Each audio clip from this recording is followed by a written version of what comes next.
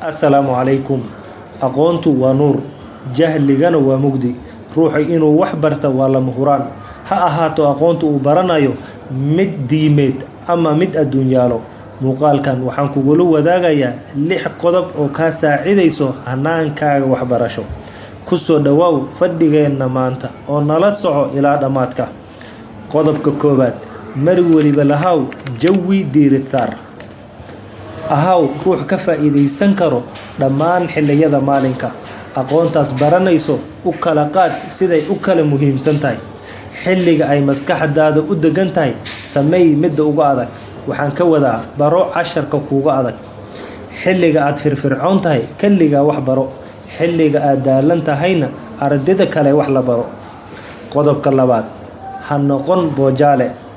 Waxbarashada mid booji isbuursaar yay ka noqon. Muddada aad ku fadhido kursiga waxbarashada ma aha waxa ka horumarinaya qeyrka ee waa waxaad baratay muddada aad ku fadhiday kursigaasi. Rogrogida baalasha buugga iyo akhrintiisa waa kala labo. Ciyaar xilliga ciyaarta, akhrisana xilliga akhriska. Qodobka saddexaad, ka joogay wax walba. Waxa muhiimka ah iyo waxaan muhiimka ahayn kala saar. Ku bixi waqti badan cutubka muhiimka ah. Waxa aan waxba ka bedelaynin darajadaada daaqada ka tuur. Qodobka afaraad, u daa guuldarrada ku maalinkii riyooda. Hadday ka go'an tahay inaad wax barato, u hur waxa ay tahay inaad u hurtid. ترجو النجاح ولم تسلك مسالكها إن السفينة لا تجرى على اليبس. ما waxa doonay inaad guulaysato adigoon aan haynin wadada guusha. Dhab ahaantii doonta kuma socoto dhulka korkiisa. Seexo xilli hore fiidkii si aad u soo kacdid xilli hore aroortii. Waxa u dhaxeeya go'aanka iyo guusha waa qabashada hawsha aad ku gaari lahayd guushaasi. Kashanaad, kala bedel buugaagtaad akhrinayso si aad xigmad u yeelatid.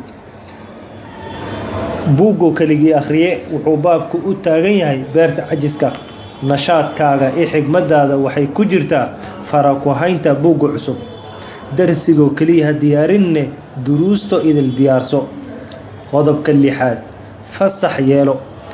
Mashiinta xilli walba shaqaysa waa ka hor qaraawda mashiimaha kale. Mar walba oo aad xog akhrisid xogay naso.